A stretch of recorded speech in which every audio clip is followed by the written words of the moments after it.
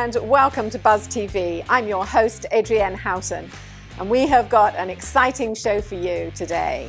There's everything from restaurants and charities and galleries and something for everyone, really family favorites. So watch this space and find out more on Buzz TV.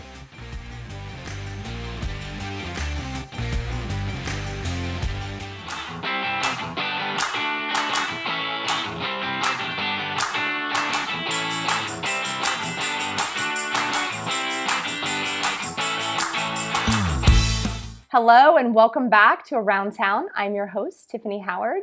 Today I'm very excited. We have Leah Roselier from Cascade Design, Outdoor Design. Leah, good morning. Good morning. Thank you for having me. You're most welcome. I'm very excited to talk about all the stuff that your company does. There is just, living in Florida, there is so much that we do outside. So for someone who, outdoor design is such a broad, idea. So tell us a little bit about the type of projects you guys do and the spaces that you design for people. Sure. So when we say outdoor design, we mean it. Anything outside the walls of the home, pools, outdoor kitchens, landscaping. We do focus on residential properties, but we do some commercial work as well. But we really love the personal touch of working directly with homeowners. Yes. So any type of upgrades or building a new home, anything like that, as long as it's outside the house, we'll help you with it. So you are not like a pool company and you're not a landscape company. So explain a little bit about exactly where the design comes in, how you really hold hands with homeowners and really help them through some of these projects, big and small, you know? We are first and foremost a design firm. So we start the process with getting to know the clients, what they're looking for as far as maybe budget constraints, how they like to use the space. That's of course going to affect things. If they have giant parties versus just a couple and their small dog, that's really going to shape the design. Mm-hmm. So we help guide them through what the possibilities are for their yard. And once everything looks the way they want it to virtually, we use a CAD-based 3D software. Mm-hmm. Once that design looks the way they want it to, then we bring all the different players together similarly to how a general contractor might operate. But as project managers, we keep ourselves distanced a little bit and keep ourselves separate. And it just gives us kind of a layer of transparency that we really have found makes clients comfortable with knowing what's going on with their project and where all of their dollars are going. Right. I know you had mentioned this is not a new firm. So you have owned and you are the owner. Congratulations. Thank you. And I do have a partner, yes, Mike. Yes. Yes. Got to give some credit too. Nobody wants to own a business by themselves. There's way too many hats to wear. So you have a partner and you guys have been in business for 11 years. Correct. Wonderful. Mm-hmm. And what is your favorite spaces to design? I would have to think for me, because I love to cook, the summer kitchens are probably really fun. But what is your favorite? What do you guys do the most of? We have been doing a lot more pool projects lately, especially with this last year, everyone being home and wanting to be outside and take a swim. They can't go to the clubhouse or whatever the case may be. So we've been doing a lot more pools lately.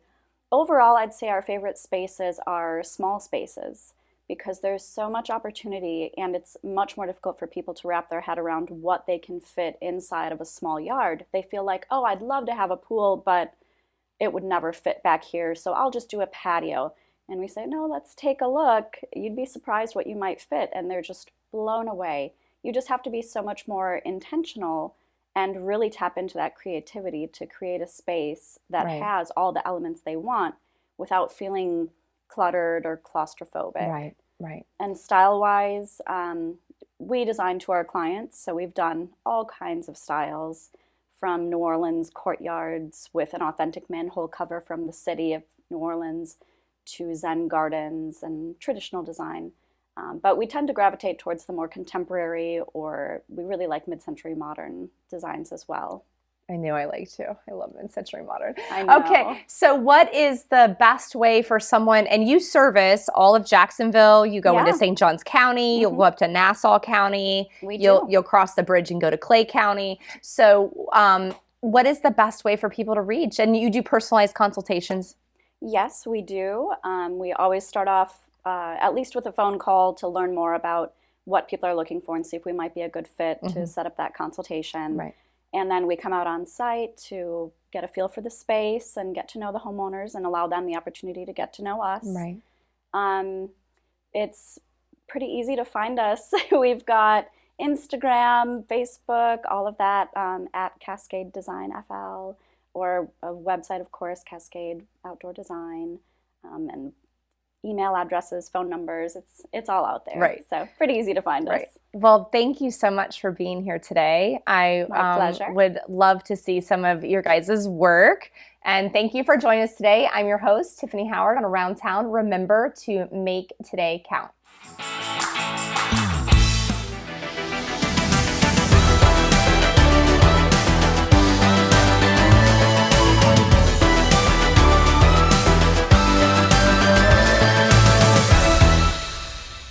Hello and welcome back to Your Legal Buzz. I'm your host, Tiffany Howard. Today I have Keon Ware here from Fasig Brooks Law Offices. Welcome. Thank you. I'm glad to be here. Thank you. I'm just digging that suit today, man. Thank you. I appreciate it. Looking good. Thank you. So Fasig Brooks, as their main focus is personal injury. Yes, that's our main focus, and because we want to help people come back stronger after a personal injury, whether it's a slip and fall, car accident.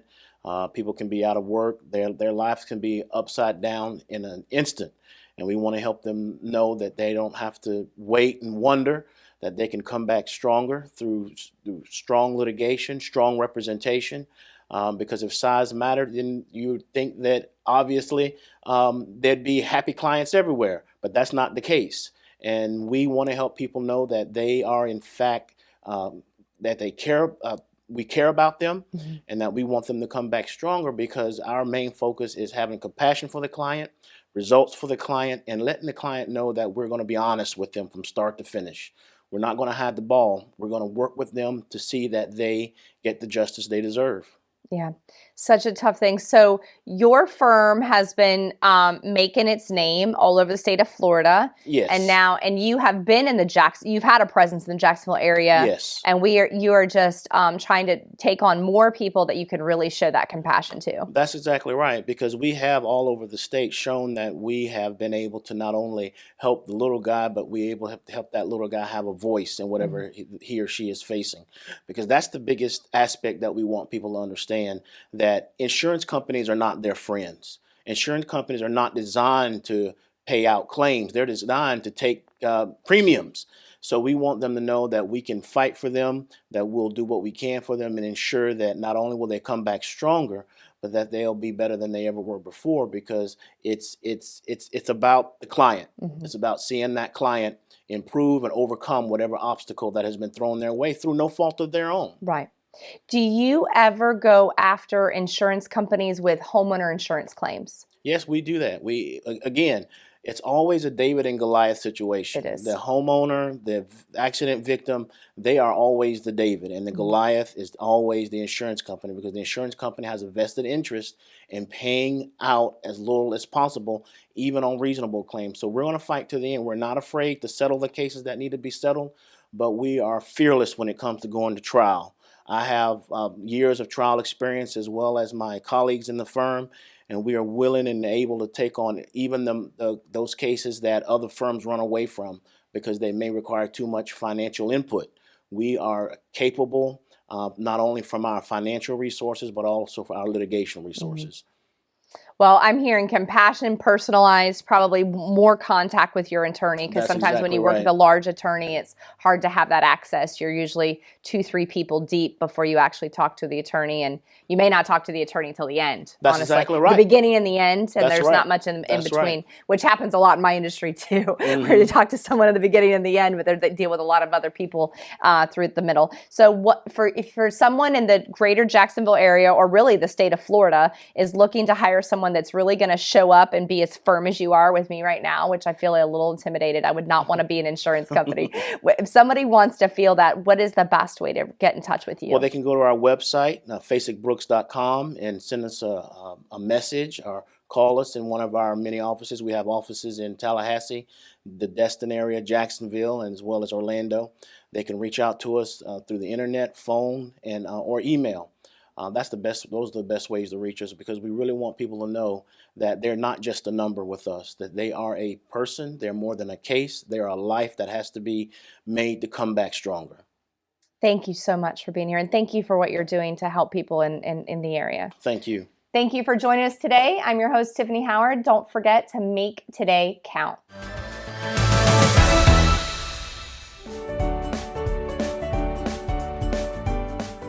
Greetings and welcome to Caring for Seniors. I'm your host, Adrienne Houghton. Now, each week I sit down with Dave Stieglitz, who is the president of Oasis Senior Advisors Jacksonville, and we discuss all things financial planning and housing for the elderly. And we have a very interesting guest in the studio today. It is Candice Jacobs Robinson, and she's from Candice Jacobs Creations, and she's going to tell us all about her very unique business. Welcome. Thank you, Adrienne and Dave, for having me. Thanks for It's an absolute pleasure. So Candice, tell us, what is Candice Jacobs Creations? Well, I am actually a native of Jacksonville. I am a mother, I'm a licensed funeral director, an embalmer, a military spouse, and I'm also a caregiver for my father, who's in late stage Alzheimer's disease.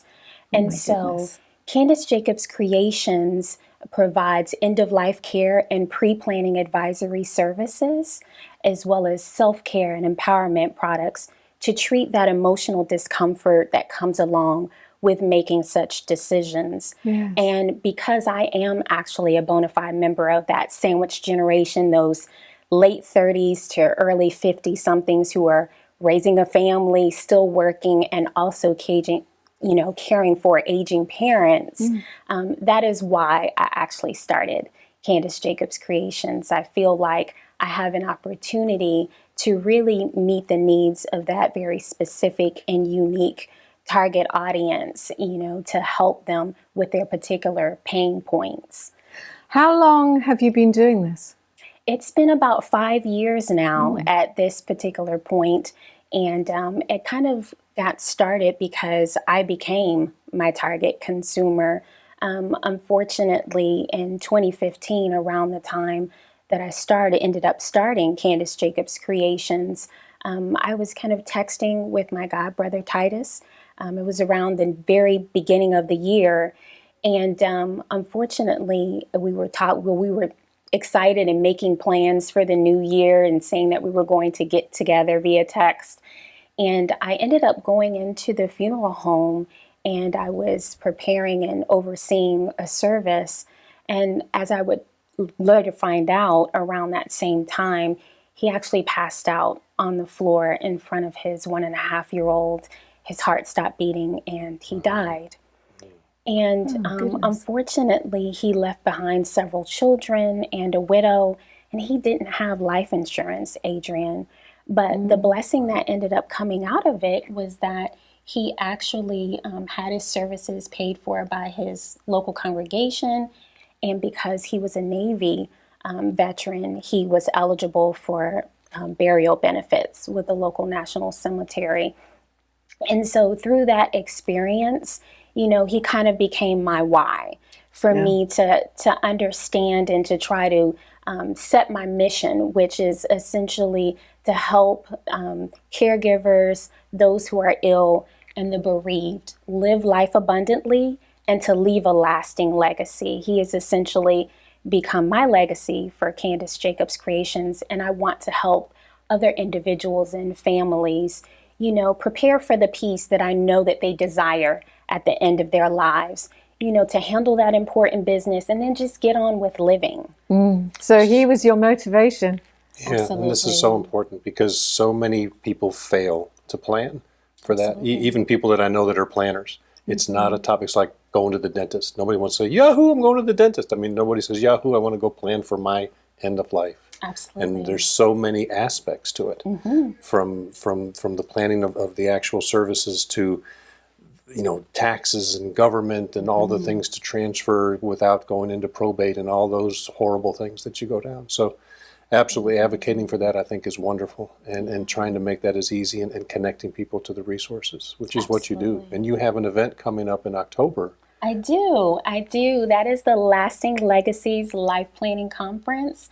And so what we do through that particular event is we invite industry professionals around such topics as dementia education, to caregiver support and grief.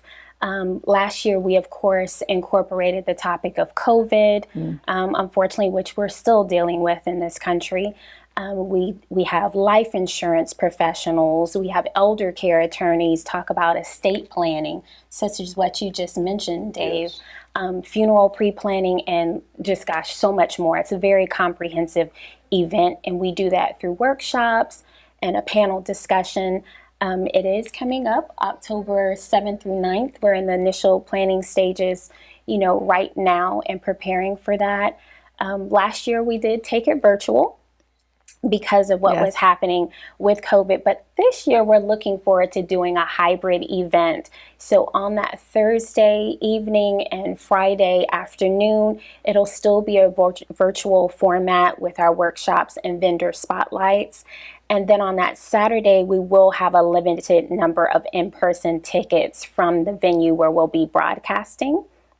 And then you can also still watch it virtual as well. Can anybody attend? Absolutely. And one of the great things last year about instituting the virtual format was that it then wasn't just open to people here locally in Jacksonville. We actually had some other people who participated throughout the state as well as in other states.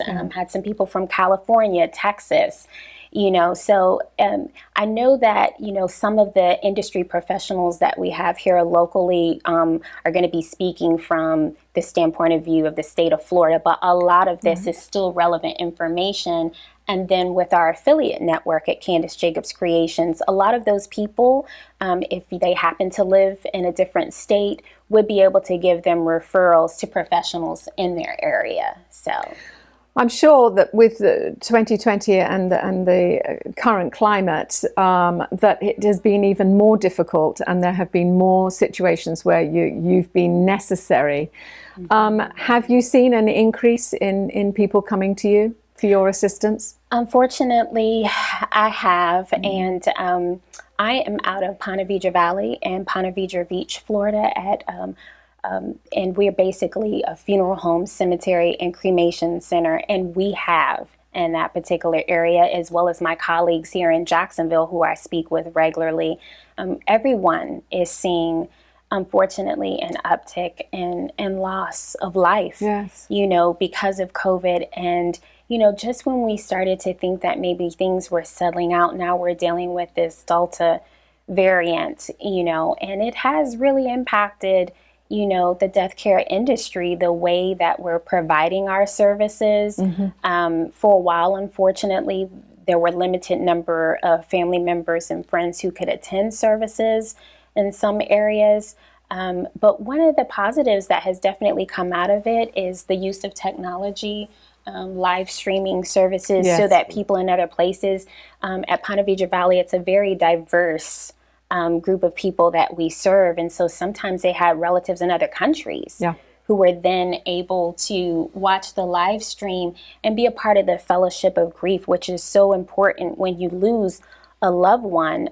Part of one of the important aspects of celebrating a life, however you choose to do it, is to be able to have a group of individuals who will serve as a support system, not just on that day, but as you go forward and navigate your loss. That is one thing that, as you touched on, that has come out of COVID, that people have used technology a lot more. Yes. I know I had a very dear uncle who was my father's eldest brother, who passed away at the age of 100. And he's in England. And so, we were able to watch the streaming of the funeral, because unfortunately not very many people could attend. There was, I think, my aunt, her daughter and her son were the only 4 people. And it's terribly sad when it's the end of It's the end of someone's life, and you're wanting to celebrate it or acknowledge them. And there's so few people, but there was a lot of us online, which was great, you know. So that this is a huge plus. Now I know that you do, moving swiftly forward, you do a podcast. I do. Tell us about that. I do. The podcast is called Long Live the Brains, and so it's focused on neurodegenerative disease. And of course, another way in which I can relate is because, like I mentioned, my family is dealing with dementia. You know, there's over 120 forms. And so what we discuss on, yes, a lot of people are not aware of it. You know, Alzheimer's disease is usually the main one that people are familiar with. Yeah. But on Long Live the Brains, we focus on Huntington's, Parkinson's, and we also focus on providing a support system, you know, to the care partners as well. So we give you a 360-degree look at neurodegenerative disease. It was founded by Dr. Philip Tipton, a neurologist out of Mayo Clinic. And I actually met Dr. Tipton. He was one of my expert panelists in my 2019 conference, you know, just before the last one that we did that was in person. And he actually reached out to me in the beginning of 2020 last year and said, "Hey, Candace, you know, I would love to interview you on my new podcast, you know, and talk about, you know, some of the things that your family is navigating with your father and Alzheimer's disease." And so I went on and did that. And out of that, he actually offered me the opportunity to serve as his co-host. So we began collaborating. We're now in season 2 of Long Live the Brains. And unfortunately, he had an expansion of responsibility, so he had to step back and take a bit of a break recently. And so on last Tuesday, I introduced our new interim co-host, Dr. Christine Caulfield, and she's the CEO of Lutheran Services Florida, so a mental health and counseling agency. And her background was the perfect fit in geriatric neuropsychology. So she came in, and on last week we had a conversation about how to console and help someone who's in late stage Alzheimer's disease navigate loss. And unfortunately, the inspiration for that was the fact that I had to help my mother deliver the news to my father that his younger sister passed away. So we just had to funeralize her, a couple of months ago. And that was particularly challenging because when you get into late stage Alzheimer's disease, you know, the individual is at the point that their cognitive capacity is so diminished. A lot of times their short-term memory is almost gone. And unfortunately, that's where we are with my father. So you had all these questions that came up when we told him. He forgot, you know, even moments later, days later, we're still making arrangements. And he's cognizant of the fact that there's a lot of activity going on and asking, "What are you doing?" And he doesn't remember. So he's still at home. Told him. He's still at home with us. And so part of what we talked about in that podcast was things like, you know, do you keep retelling the person after you've told them? You know, when you deliver such traumatic news to someone that they've lost a loved one, there is usually a very strong emotional response initially. Do you want that person to experience that over and over again, kind of like Groundhog's Day? And that's one of the questions that I had the opportunity to pose to Dr. Caulfield, and we talked about that. And in situations like that, would it not be perhaps better not to tell them at all? You know, I posed that question to her, and she said, you really have to consider the individual circumstance and the person that you're dealing with. Yes. If they're at a certain point and you feel like it's more compassionate perhaps not to, then that has to be an individual decision that you and your families make. Sure. However, we did make the decision to tell him. I don't personally regret that. because there's an opportunity there, even though we don't continue to tell him, because sometimes he will say, I haven't seen my sister in a while, we should go see her, because she had just gone to a nursing facility 30 days before she ended up passing, unfortunately. And we don't retell him. You know, we don't feel like that's the most compassionate thing to do in that moment. We kind of redirect. We may share something memorable about her. You know, didn't you really enjoy talking to your sister? Remember how funny she was? And those are the kinds of things that Dr. Caulfield was suggesting. And then say, hey, you know what? Lunch is almost ready. Why don't we go eat? You know, so that you don't have an opportunity for that person to digress into some of the emotional aspects and very understandable and normal symptoms of grief, you know, because they're just not as equipped to handle them. Oh, it's tough. It is a very difficult subject, because each person would be different. Absolutely. So you don't know, and the stage that they're at, and too difficult. If people would like to follow you, find out more about Candice Jacobs Creations, how do they get in contact with you? So I am actually, Candice Jacobs Creations is on Facebook, we're on Twitter, and we're on Instagram, and the handle is KJC Inc.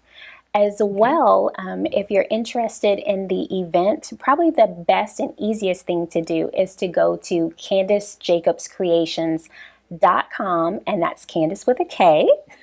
Okay, and you can follow me there, and we'll be uploading updates regarding the Life Planning Conference, again, coming up in October. If you're a sponsor or a vendor surrounding those particular topics and you're interested in participating, you can just click the contacts tab, send me a message, and we can talk that way. And finally, if you're interested in pre-planning, if you want to make sure that you have a solid plan for the latter years of your life, you want to get that planning out of the way, you can always come and see me at Ponte Vedra Valley and Ponte Vedra Beach, and I, Brent or Jackie Hedrick, will be happy to talk with you. So it's never too soon to come. It's never too soon. Such an important Never thing. too soon. So you can just get on with the joys of living. That's what I tell people. Yes, just forget about it. Everyone's fine. You know what's going to happen. Absolutely. All's good. Candice, it was an absolute pleasure talking to you. Thank you very much for coming in. Thank you and thank you for everything that you're doing. Absolutely. Yes. And if you'd like to know any more information, you can go to www.CandiceJacobsCreations.com or iwannabuzz.com. Wow, that was fantastic. What a great show, and what interesting businesses. Don't forget, if you need any more information, you can go to iwannabuzz.com. Bye for now.